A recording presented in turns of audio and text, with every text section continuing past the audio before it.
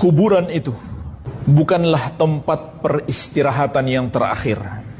Kuburan itu hanyalah awal persinggahan dalam perjalanan panjang di negeri akhirat.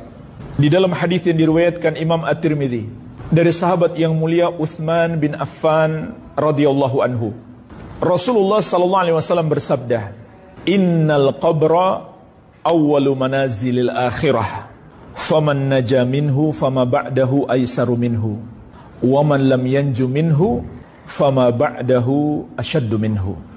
Sesungguhnya kuburan itu adalah persinggahan yang pertama dalam perjalanan di negeri akhirat. Maka barang siapa yang selamat dikubur, perjalanan berikutnya semakin mudah.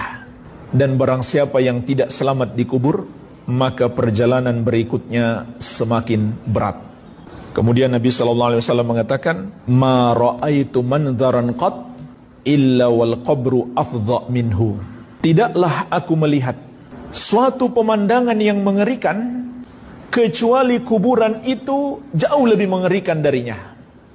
Jadi jamaah sekalian, semua yang pernah kita dengarkan, semua yang pernah kita lihat di dunia ini, sesuatu yang mengerikan itu tidak ada apa-apanya dibandingkan pemandangan di alam kubur, tentu bagi orang yang mendapatkan siksa kubur.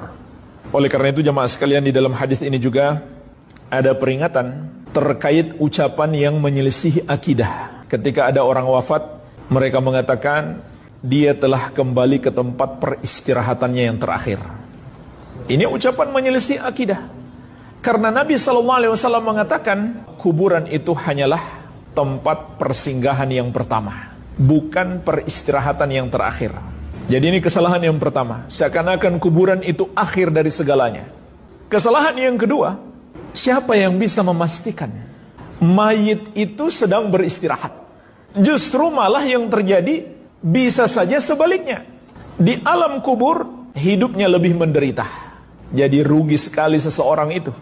Di dunia sudah hidup susah, di kubur bukannya senang, nyaman hidupnya, tapi malah lebih sengsara. Ini juga perkara gaib.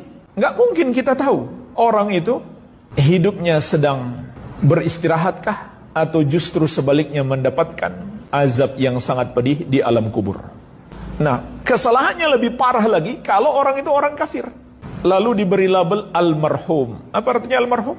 Yang sudah dirahmati, padahal orang kafir. Yang sudah Allah pastikan, sebagaimana akan kita bahas insyaallah ta'ala, dia adalah termasuk penghuni neraka dan dikubur dia mendapatkan azab yang sangat dahsyat. Bagaimana bisa dikatakan almarhum atau rib? Rest in peace, beristirahatlah dalam damai. Padahal dia orang kafir. Kalau dia muslim pun kita nggak bisa memastikan apakah ibadahnya diterima oleh Allah atau tidak. Kita nggak tahu. Bagaimana bisa kita katakan dia sedang beristirahat dalam damai? Kemudian kesalahan yang keempat pada ucapan ini juga termasuk tasyabbuh, menyerupai orang-orang kafir.